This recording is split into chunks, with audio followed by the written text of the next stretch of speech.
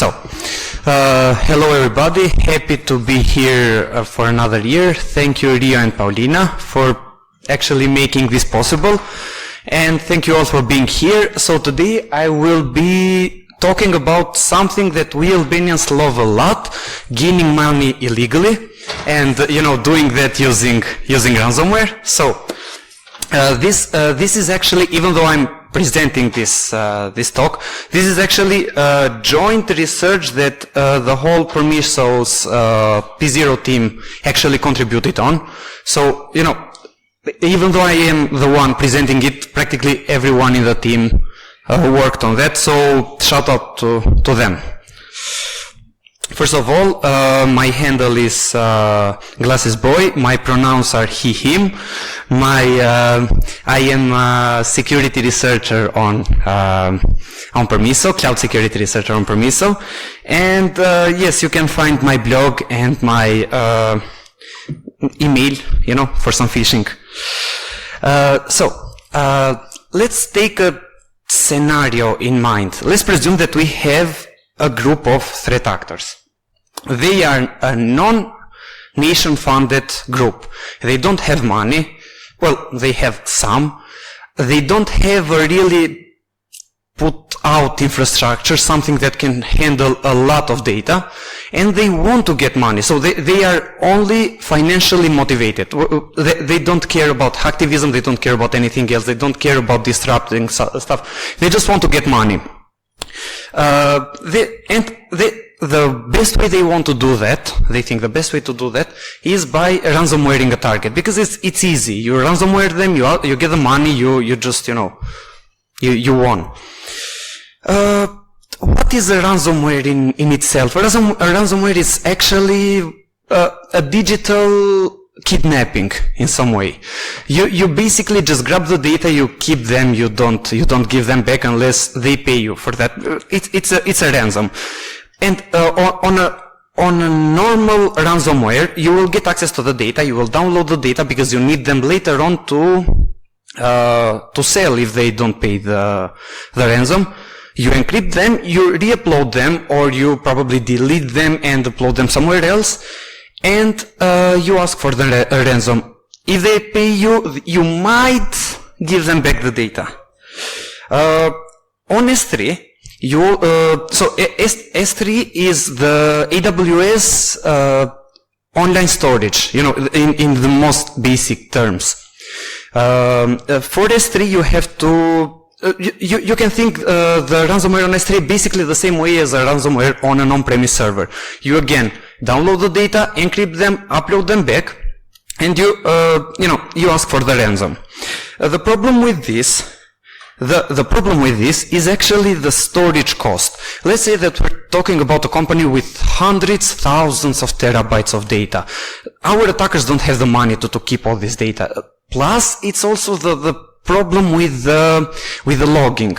If they have configured logging for buckets, during this whole download, and it's going to take a lot of time, they will have, they might even get caught.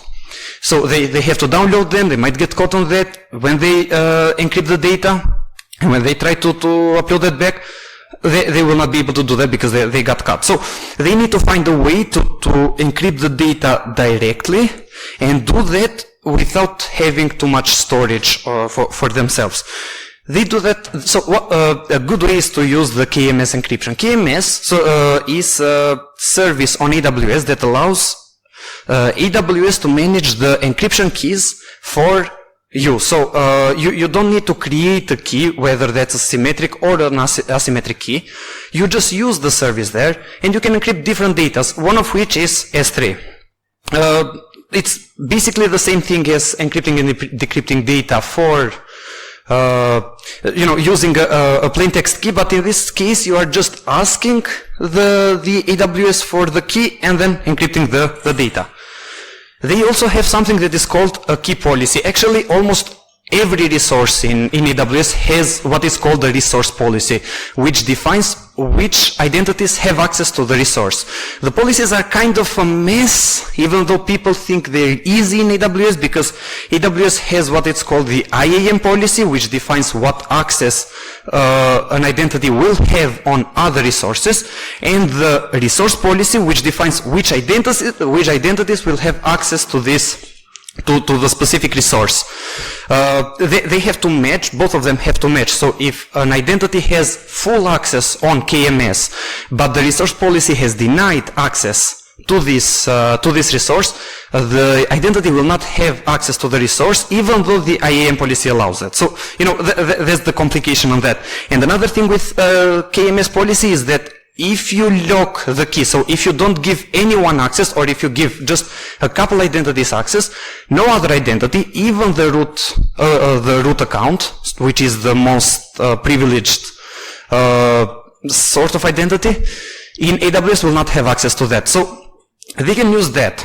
They can just, and of course, S3 can be encrypted with a key. You just have to configure the S3 bucket to encrypt all the objects using S3.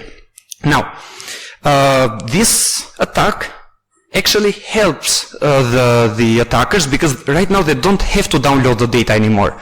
They can literally just configure the bucket to have the encryption, and then just basically re-upload the data, but they can do that one by one directly without having a storage internally. So they don't have to have their own storage. The data is directly encrypted on the bucket, meaning right now if they create a key, they lock the key, they encrypt the data, they literally have reached the first part of the ransomware. They can just ask for the ransom. The problem with this is that the key will still be inside the company, even though the key is locked. It will still be inside the company. So one identity will always have access to the key, of course, because that identity, which is the compromised one, is the one that did the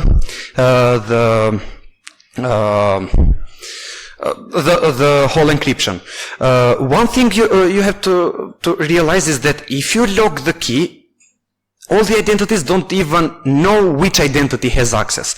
But you can do that. You can literally just brute force every identity on the infrastructure, and then find out which identity has access to that. You can literally just get all the users, get all the roles, just create credentials for both. So for the users you create the credentials, for the roles you literally assume them, and then try to access the key. And the way to find the key is that if you go to the AWS console, you will find an error there that says you don't have access to read the key. So you will have the ID of the key, and that's all.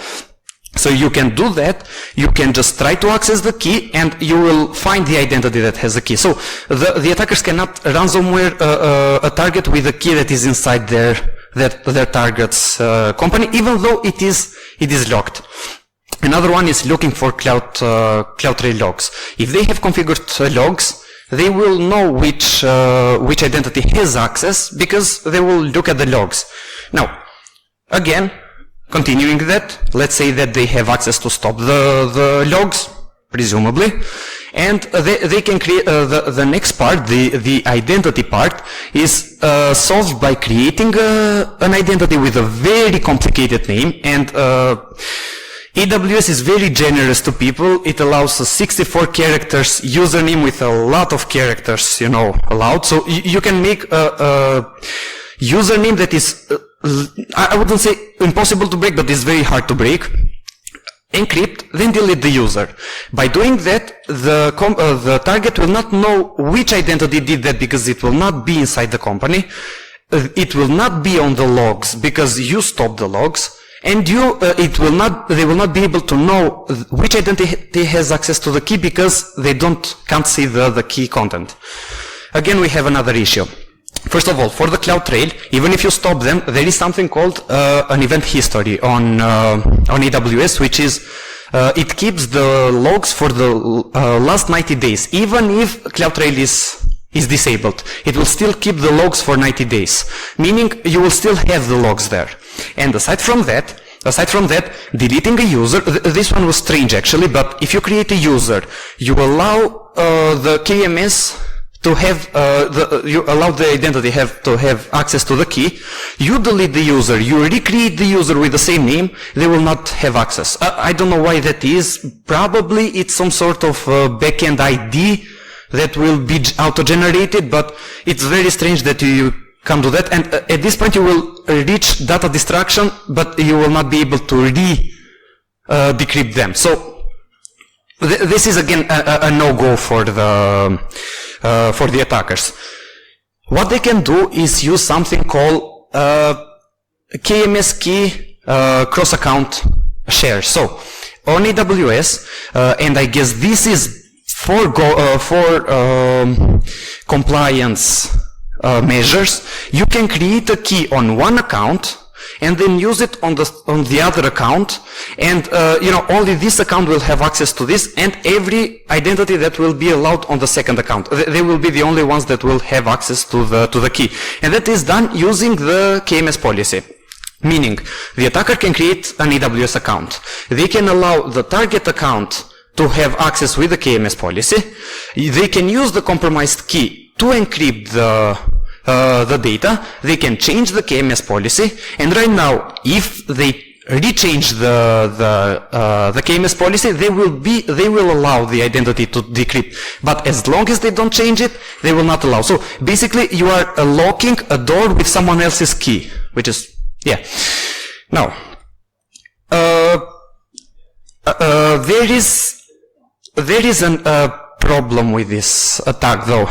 If you configure a bucket to encrypt all the objects using a KMS key, the identity that uploads the data to the bucket will not be able to upload the data anymore, because they cannot upload the data unless they are encrypted, and they don't have access to encrypt the data. So right now they are stuck because they cannot get other future data. So if they attack a company before sensitive data is being uploaded to a bucket, or before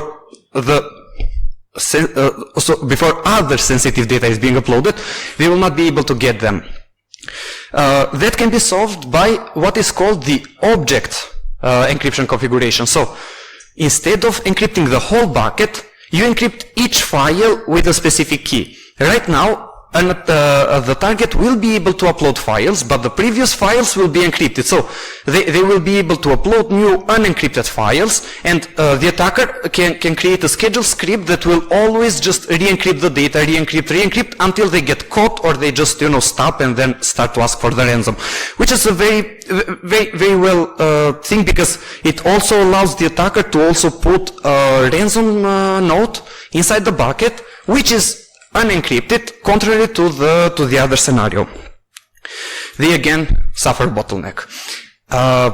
They presumably, of course, are targeting an account which is part of an organization, and the organization does not allow any resource to be accessed which is outside this organization. And of course, the attacker's account is outside this organization, meaning they will not be able to do that if they want to.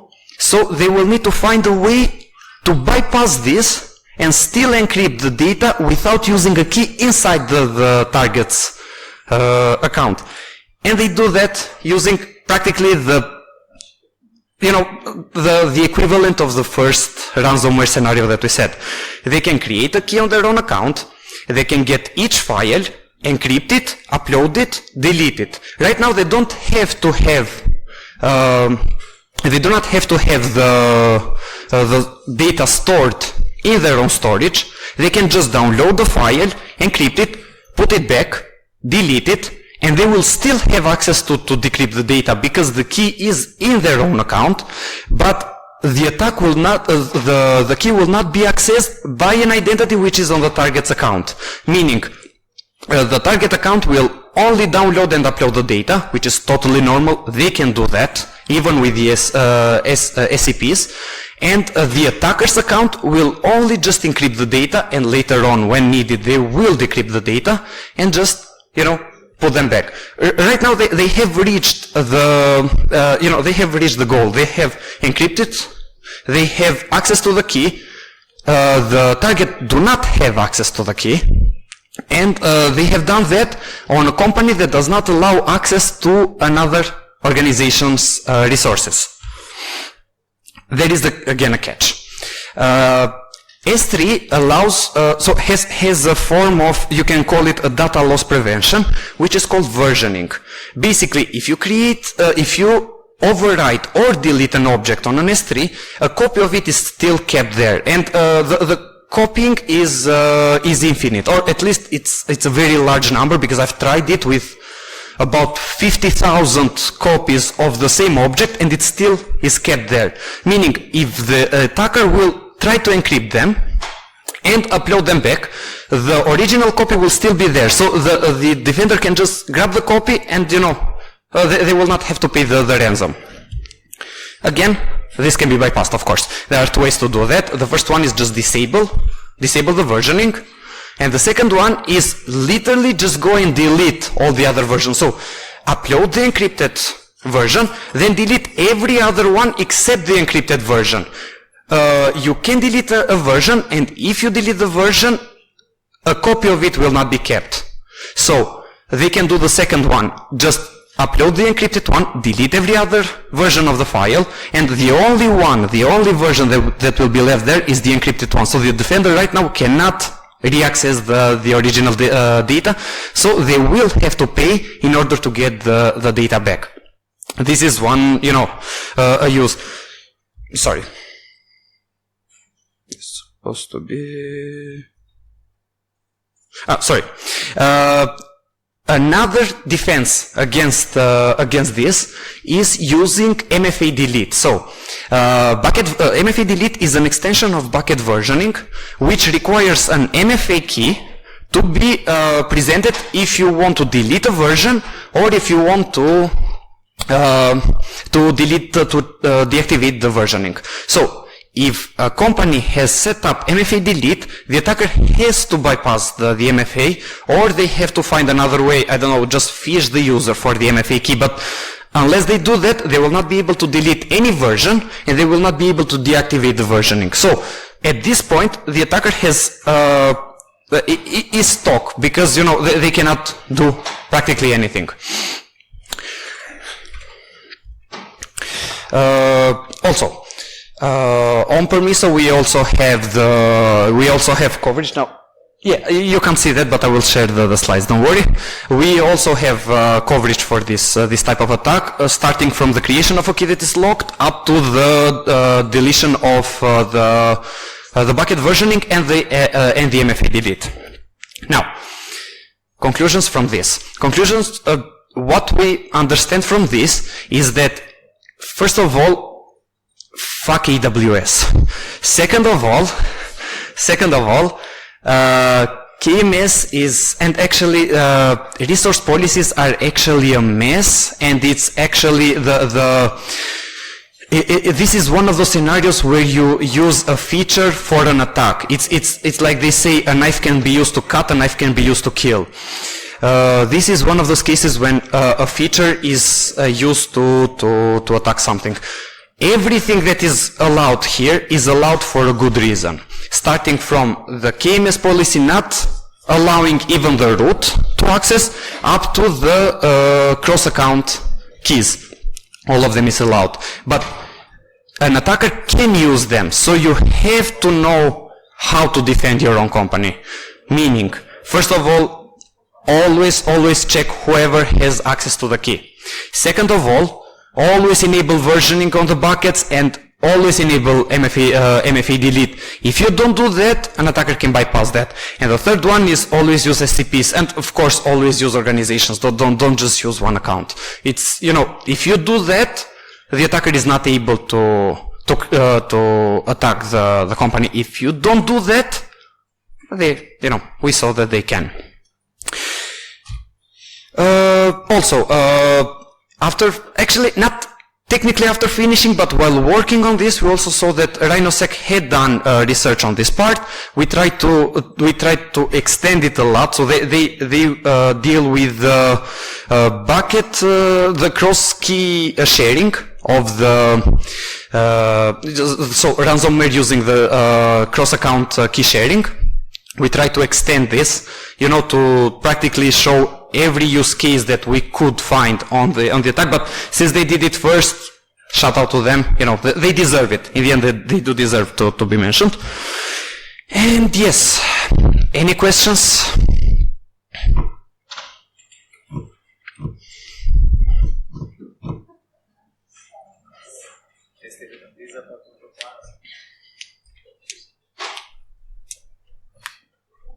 It's really interesting talk. Thank you. Do Azure and Google Cloud, are they different enough for this not to work? Sorry, I did not hear. For Azure and Google Cloud, are they different enough? I don't know actually. I'm currently working on an Azure version of this, if they are doing that, and probably later on we'll work on GCP one. I don't know currently if they do allow that, or if they allow for changing measure. So no, I can't. Any other ones?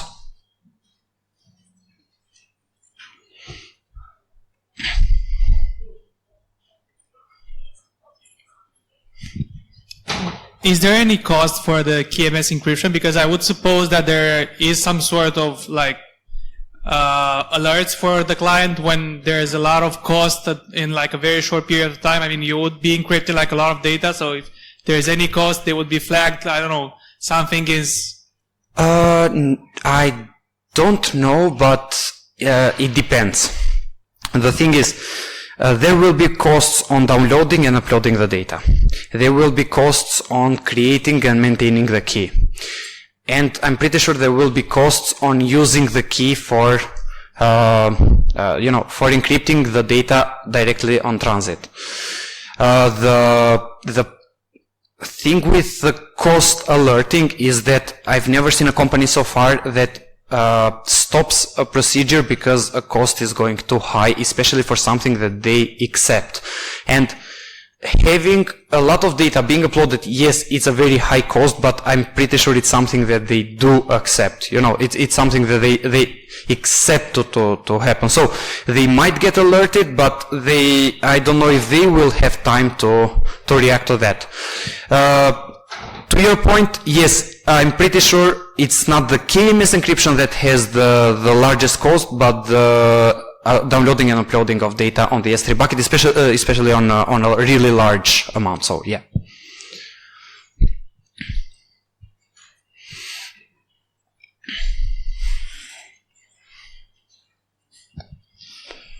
Thank you. Amazing presentation, amazing content.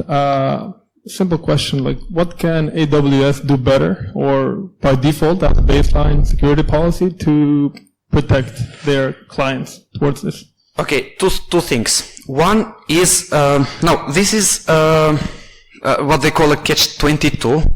Allowing the root account to change the key is actually mandatory. This is one of those cases when if you allow the root account, an identity that can log in as the root account will be able to use the key. So, you know, they will be able to change the policy, but on the other hand, they will not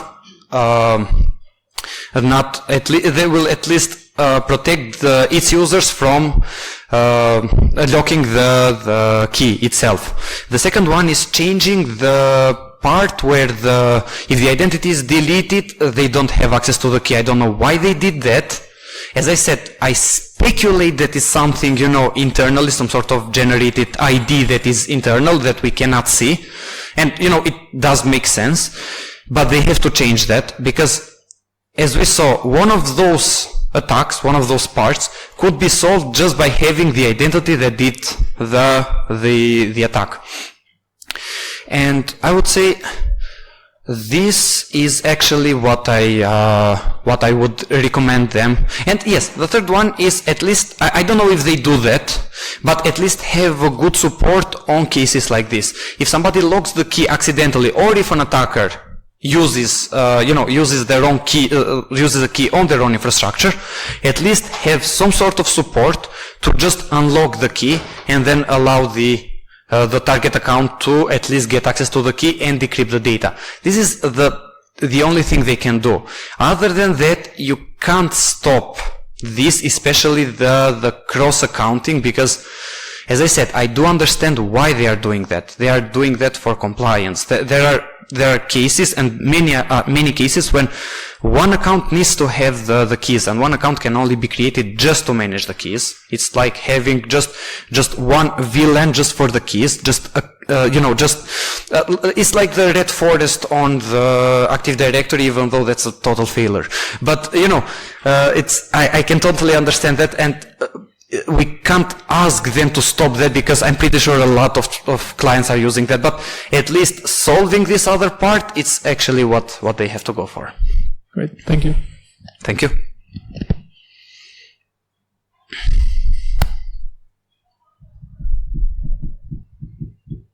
A lot of questions for Bleon. Does anyone have any other questions? No? Okay then. Thank you, Bleon. Thank you very much.